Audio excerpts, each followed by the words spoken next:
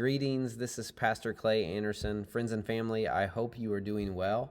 And I just wanted to share with you a few thoughts out of Scripture in Romans chapter 8, one of my favorite scriptures of all time. And then I also have some information just to share with you from a very personal perspective as well. So, Romans chapter 8 is a scripture that has meant so much to me in my faith journey. And it's Paul speaking to the church actually about what Jesus accomplished for us. But there's this one part that I wanted to highlight out of Romans chapter 8. This is starting in verse 31, really, but it's out of the Message translation. And it says, the one who died for us, who was raised to life for us, is in the presence of God at this very moment, sticking up for us. Do you think anyone is going to be able to drive a wedge between us and Christ's love for us? And then it says, there is no way. And this scripture has meant so much to me and been something that has really came to life in me, in my belief in God, in my faith, in my belief in Jesus throughout the last 5 years. And it kind of brings me to the place that I wanted to share, the information that I wanted to share with you today. So I have been spending the last, I would say, 2 years for sure, but specifically the last year, really trying to discern what God has for me next and what He was calling me into.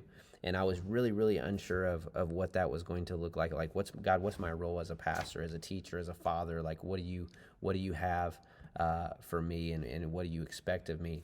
And the one thing that I know God always expects of me is for me to do what I believe He's telling me to do.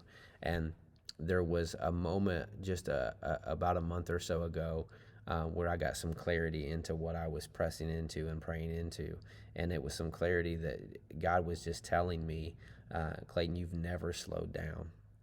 And this is a season for you that you need to slow down and you need to take a step back.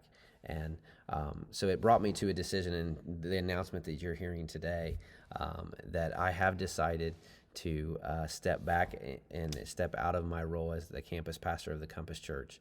And it's really, really tough. It's really, really difficult for me to do this, because I am a person who will always just go and take on so many things. If they're all good things, I think, hey, let's just bring it on.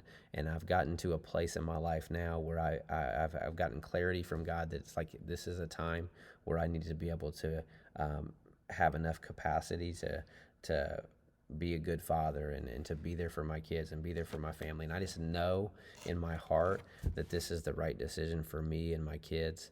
And I know that you all love and care about me and are going to support me in that. I don't worry about that at all. But what I wanted to really get through, and it's hard to articulate in this video, is how much that this opportunity that God has given me, that I really felt like was just so important in my faith journey, is just to say thank you, and how grateful I am for what you have done for me as a church, as people, as my friends, because you're more than a congregation. You are my friends. You're my family. I tell people all the time that come to the Compass Church, because we're more than a church. It's become a family, and I just can't articulate to you enough, to the leadership, to the friends, the mentors, the people in my life, that you guys have taught me so much more than I've ever taught you. And I will be forever grateful for my time with the Compass Church and getting to know so many of you. So I just want you to know that I love you, and I'm praying for you. I'm excited about what God's going to do in my life and through the life of the church. And I know that I'll be having so many individual conversations coming soon. So I look forward to talking to you and praying with you, and just excited for what God has next. Take care. I love you.